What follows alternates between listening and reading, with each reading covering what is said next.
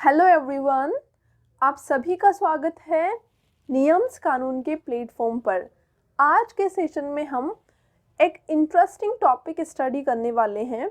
जो हर दिन न्यूज़ में रहता है और हमारे मन में उस टॉपिक से रिलेटेड बहुत सारे क्वेश्चंस आते हैं। वो है लिव इन रिलेशनशिप। इस टॉपिक में हम क्या क्या सीखने वाले हैं। हम सीखेंगे कि लिव इन रिलेशनशिप का मतलब क्या होता है, इसके साथ साथ इसका ओरिजिन कहाँ से हुआ और कौन कौन लिव इन रिलेशनशिप में रह सकता है। और हम जानेंगे कि जब कोई कपल इस रिलेशनशिप में रहना शुरू करते हैं तो उनके पीछे के रीजंस क्या क्या हो सकते हैं और रहना शुरू करने के बाद उनको कौन कौन से चैलेंजेस फेस करने पड़ते हैं। और एट लास्ट हम जानेंगे कि किस तरीके से कोर्ट लिव इन रिलेशनशिप उसको रिकॉग्नाइज करती है और केसेस के थ्रू हम ये जानेंगे कि लिव इन रिलेशनशिप की क्या लेजिटिमेसी है और जो लिव इन रिलेशनशिप से जो बच्चों का बर्थ होता है उनकी क्या लेजिटिमेसी है और वीमेन जो इस रिलेशनशिप में रह रही है क्या उनको मेंटेनेंस मिलता है। इन सब के बारे में हम आज के सेशन में सीखने वाले हैं। तो अगर अभी तक आपने हमारे चैनल को सब्सक्राइब नहीं किया है तो आप अभी कर दीजिए, क्योंकि आपके सब्सक्राइब करने से ही हमें मोटिवेशन मिलता है और ऐसे वीडियोस लाने का। तो चलिए अब आगे बढ़ते हैं। सबसे पहले देखते हैं कि इसका मीनिंग क्या है। तो जब दो एडल्ट एक साथ रहने का डिसाइड करते हैं लेकिन बिना कोई मैरिज के और एक दूसरे को हस्बैंड और वाइफ की तरह ट्रीट करते हैं तो वही रिलेशनशिप लिव इन रिलेशनशिप होता है। अब देखते हैं कि इसका ओरिजिन कहाँ से हुआ। तो इसके ओरिजिन के कोई भी एक्यूरेट डेटा हमें नहीं मिलता है, लेकिन कुछ लोगों का मानना है कि इसका ओरिजिन ह्यूमंस के ओरिजिन के साथ ही हो गया था। जैसा कि बाइबल में आदम और ईव का जिक्र मिलता है, जिनको पृथ्वी पे आए पहले मेल और फीमेल कंसिडर किया जाता है और वो दोनों एक दूसरे के साथ कोहेबिट करते थे जिस समय मैरिज का कोई एग्जिस्टेंस ही नहीं था। इसके अलावा वैदिक टेक्स्ट में बोला गया है 8 टाइप्स ऑफ मैरिजेस के बारे में, जिनमें एक मैरिज है गंधर्वा मैरिज, जिस मैरिज में मेल और फीमेल एक दूसरे के कंसेंट के साथ रहना शुरू करते हैं, लेकिन यहाँ पे ना फैमिली की कंसेंट होती है और ना ही यहाँ पे मैरिज के रिचुअल्स फॉलो किए जाते हैं। वो दोनों एक दूसरे को हस्बैंड और वाइफ डिक्लेयर कर देते हैं और एक दूसरे के साथ रहना शुरू कर देते हैं। इसका अगर हम हिस्ट्री में एग्जाम्पल देखें तो दुष्यंत और शकुंतला का एग्जाम्पल मिलता है, जो कि लव रिलेशनशिप में थे लेकिन आगे चल कर के एक दूसरे के साथ बिना कोई मैरिज के रहने लग गए थे। अब जानते हैं कि जब कोई लिव इन रिलेशनशिप में रहना शुरू करते हैं तो उसके पीछे के क्या रीजंस हो सकते हैं। तो पहला रीज़न ये देखा जाता है कि फैमिली और सोसाइटी की अनएक्सेप्टेंस का होना, यानी कहीं रीजंस की वजह से या फिर तो फैमिली और सोसाइटी दोनों ही उस रिलेशनशिप को एक्सेप्टेंस नहीं देती है, जिस वजह से मजबूरी में उन दोनों को लिव इन रिलेशन में रहना पड़ता है। और सोसाइटी और फैमिली का कंसेंट ना देना, उसके पीछे के रीजंस हो सकते हैं कि वो जो रिलेशनशिप है वो या फिर तो इंटरकास्ट में हो रहा है या फिर इंटर रिलीजन, और या फिर जो मेल पार्टनर है उनकी जो फाइनेंशियल कंडीशन है वो लो होने की वजह से भी कई बार पेरेंट्स कंसेंट नहीं देते हैं। इसके साथ साथ देखा जाता है कि कई बार या फिर तो फीमेल की एज बहुत ज़्यादा होती है या फिर मेल की एज बहुत ज़्यादा होती है या फिर दोनों की एज सिमिलर होती है, जिस वजह से भी पेरेंट्स और जो सोसाइटी है उनको वो रिलेशनशिप पसंद नहीं आती है। इसके साथ साथ में जो सेम सेक्स पार्टनर्स होते हैं उनको भी सोसाइटी एक्सेप्ट नहीं करती है। ये कुछ रीजंस हैं जिनमें हम देखते हैं कि वो जो रिलेशन है, जो मेल पार्टनर और फीमेल पार्टनर है वो लिव इन रिलेशन में रहना शुरू करते हैं, लेकिन एक मजबूरी में रहना शुरू करते हैं क्योंकि सोसाइटी और फैमिली उसको एक्सेप्ट नहीं कर रही है। अब देखते हैं दूसरा रीज़न। तो दूसरा रीज़न में माना जाता है कि जो दोनों पार्टनर हैं वो चाहते हैं कि हम एक दूसरे के साथ रहें, लेकिन मैरिज की तरह हमारे ऊपर लीगल ऑब्लिगेशंस ना हो, हम जब चाहें तब इस रिलेशनशिप से वॉकआउट हो पाए। इसके साथ साथ में कुछ कपल ये चाहते हैं कि सोसाइटी का उनकी ज़िंदगी में ज़्यादा इंटरफेयर ना हो, उस वजह से भी वो लिव इन रिलेशन में रहना पसंद करते हैं। अब हम जानते हैं कि लिव इन रिलेशन में कौन कौन रह सकता है। ये जो कॉन्सेप्ट है ये इंदिरा शर्मा केस है 2013 का, जिसमें कोर्ट ने 5 कैटेगरीज बताई थी जो लोग इस रिलेशनशिप में रह सकते हैं, जिनमें कोर्ट ने बताया कि अगर पहली तो अनमेरिड मेल और फीमेल है तब रह सकते हैं, दोनों एडल्ट होना चाहिए। सेकंड, अगर वीमेन है जो कि अनमेरिड है और जो मेल है वो मैरिड है, तो उस सिचुएशन में भी दोनों लिव इन रिलेशनशिप में एंटर कर सकते हैं। अगर जो लड़की शादीशुदा नहीं है उसको ये पता है कि जिस मेल पार्टनर के साथ मैं रह रही हूँ वो मैरिड है और तब भी वो नोइंगली रिलेशनशिप में एंटर करना चाहती है, तो वो कर सकती है। इसके साथ साथ में अगर वीमेन है वो मैरिड है लेकिन जो मेल है वो अनमैरिड है, तब भी दोनों नोइंगली एंटर कर सकते हैं। क्योंकि पहले सेक्शन 497 थी जिसमें अगर मैरिड मेल है जो रिलेशनशिप में जा रहा है, अपनी शादी के दौरान दूसरी कोई रिलेशनशिप में जा रहा है, तो वो एडल्टरी कंसिडर होती थी जो कि पनिशेबल थी। लेकिन इसको कोर्ट ने जोसेफ केस से 2018 में ऑफेंस नहीं है अब से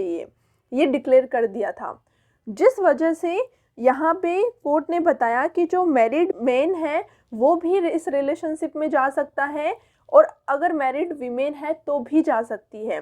तो ये एडल्टरी के अंदर ऑफेंस नहीं होगा, लेकिन ये दूसरे पार्टनर के पास राइट होगा कि वो डाइवोर्स दे सकता है इस ग्राउंड पे। इसके साथ साथ में कोर्ट यही बोलती है कि अगर वीमेन है जो कि शादीशुदा नहीं है लेकिन वो एक मेल पार्टनर है, उसके साथ रिलेशनशिप में एंटर करती है, लेकिन उसको पता नहीं होता है कि ये जो मेल पार्टनर है वो मैरिड है, यानी कि वो ये समझ के कि हम मेरे साथ जो मेल पार्टनर है वो अनमेरिड है, ये समझ कर के भी अगर वो लिव इन रिलेशन में एंटर करती है तो यहाँ पे उस वीमेन की तरफ से ये वैलिडिटी होगी। इसके साथ साथ में सेम सेक्स पार्टनर्स हैं वो भी इसमें एंटर कर सकते हैं। अब हम जानते हैं कि जब इस रिलेशनशिप में दोनों पार्टनर रहना शुरू करते हैं तो उनको क्या क्या चैलेंजेस फेस करने पड़ते हैं। तो पहला चैलेंज तो ऑफ कोर्स सोसाइटी से होगा, क्योंकि सोसाइटी के एक्सेप्टेंस नहीं होने की वजह से जब उनको घर किराए पर चाहिए होता है तो भी उनको नहीं मिल पाता, और भी ऐसे कई सारी परेशानियों का सामना उनको करना पड़ता है जब वो एक सोसाइटी में रहते हैं। दूसरा उनको चैलेंज फेस करना पड़ता है कि जब वो डॉक्यूमेंट फिल करते हैं तो वहाँ पे 2 कॉलम रहते हैं, मैरिड और अनमैरिड, लेकिन वहाँ पे 3rd column live in relationship का नहीं रहता है। थर्ड चैलेंज उनको रिचुअल्स को परफॉर्म करने में होता है, क्योंकि कई सारे रिचुअल्स ऐसे हैं जो कि मैरिड कपल ही परफॉर्म कर सकते हैं। इसके साथ साथ में एक और ये भी चैलेंज है कि इस रिलेशनशिप से जो बच्चे होते हैं उनको प्रॉपर्टी को इनहेरिट करने या फिर जो सक्सेशन है उसमें चैलेंजेस फेस करने पड़ते हैं, क्योंकि इस रिलेशनशिप को सोसाइटी लेजिटिमेट कंसिडर नहीं करती है, तो उनके बच्चों को भी इलेजिटिमेट कंसिडर किया जाता है। इस वजह से उनको प्रॉपर्टी में राइट नहीं दिया जाता है। तो अब हम देखते हैं कि हमारी कंट्री में लिव इन रिलेशनशिप को किस तरीके से रिकॉग्नाइज किया गया है। तो अगर हम लॉज को देखें तो सेक्शन 2 क्लोज F है डोमेस्टिक वायलेंस एक्ट 2005 में, उसमें बोला गया है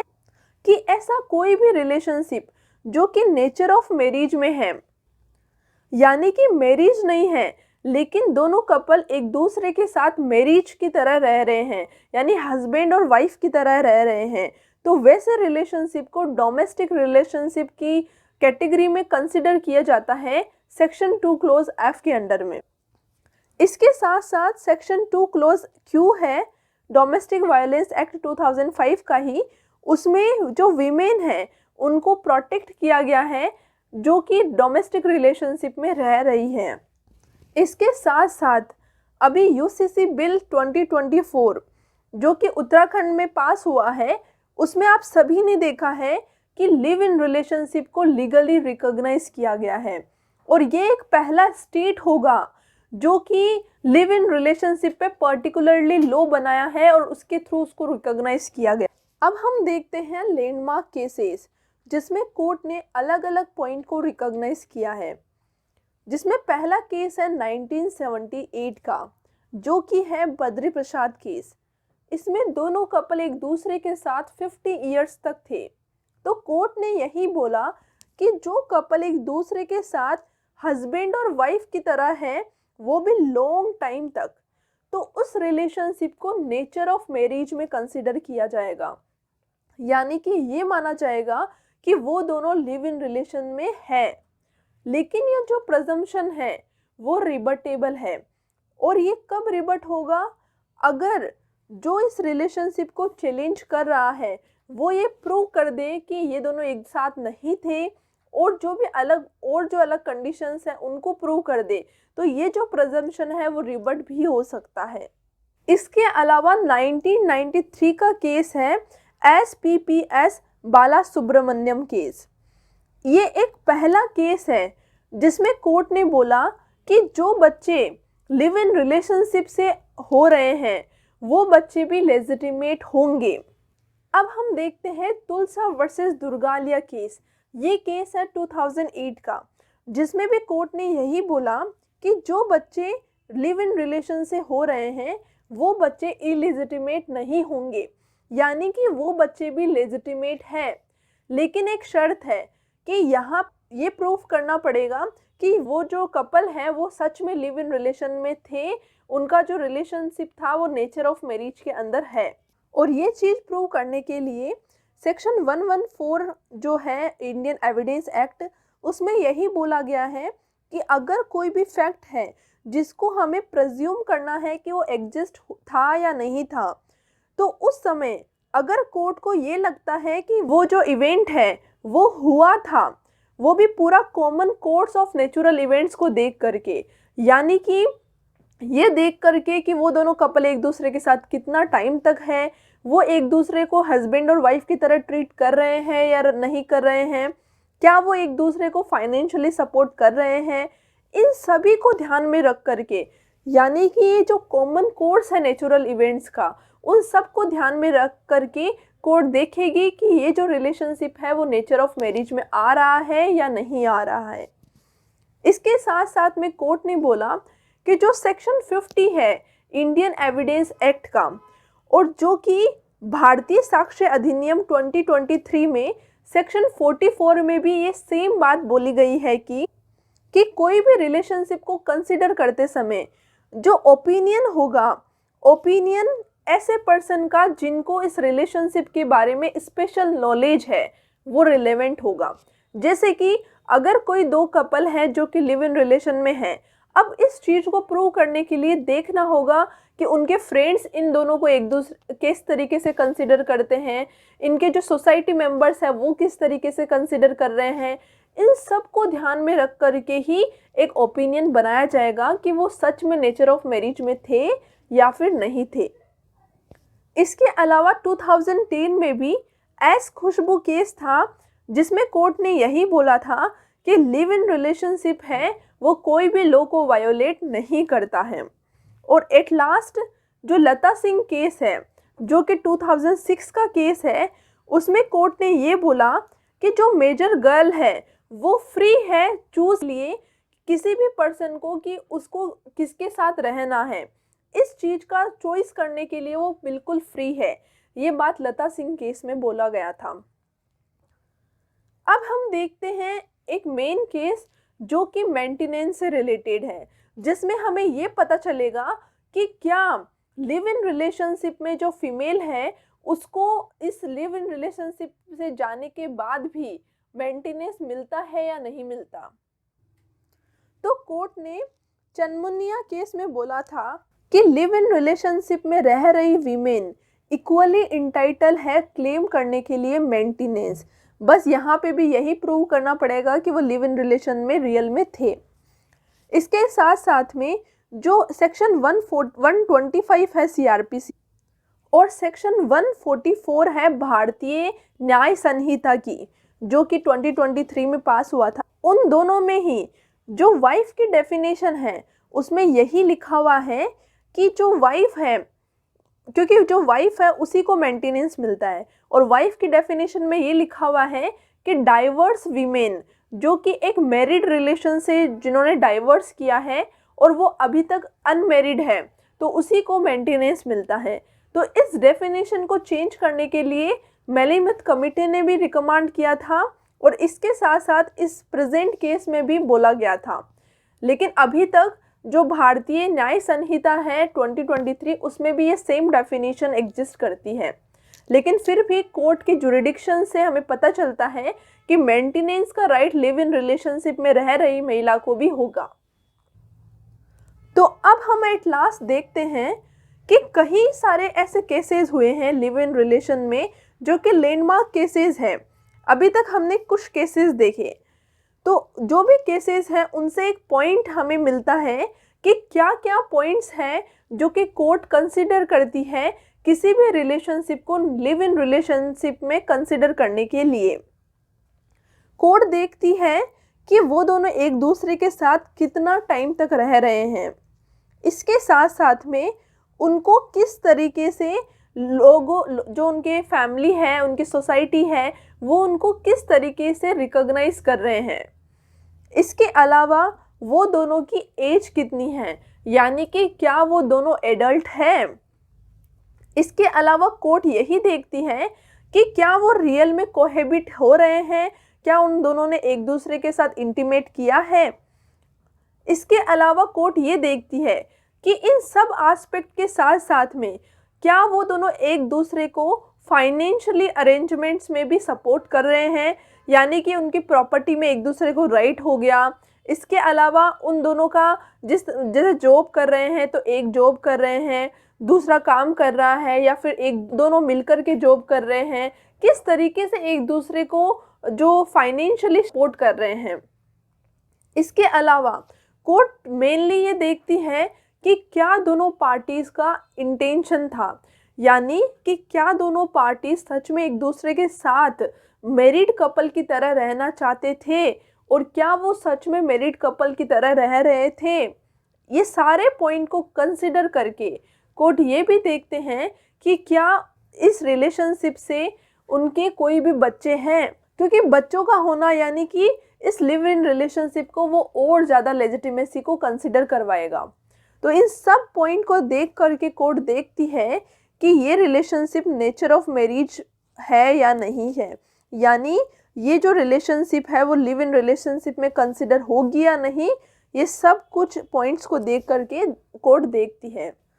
तो उम्मीद करते हैं आज के सेशन में आपको कुछ नए कॉन्सेप्ट सीखने को मिले होंगे लिव इन रिलेशनशिप के बारे में, और आपके मन में जो भी क्वेश्चंस थे, जो भी क्वेरीज थी इस रिलेशन से रिलेटेड, वो सॉल्व हुई होगी। तो आप ऐसे ही अपडेट्स के लिए हमारे साथ बने रहिए, हमारे चैनल को सब्सक्राइब करें ताकि आपको ऐसे ही अपडेट्स मिलती रहें। और आपके क्या पॉइंट्स हैं, आपके क्या व्यूज़ हैं, आप कमेंट बॉक्स में ज़रूर बताइएगा। Thank you.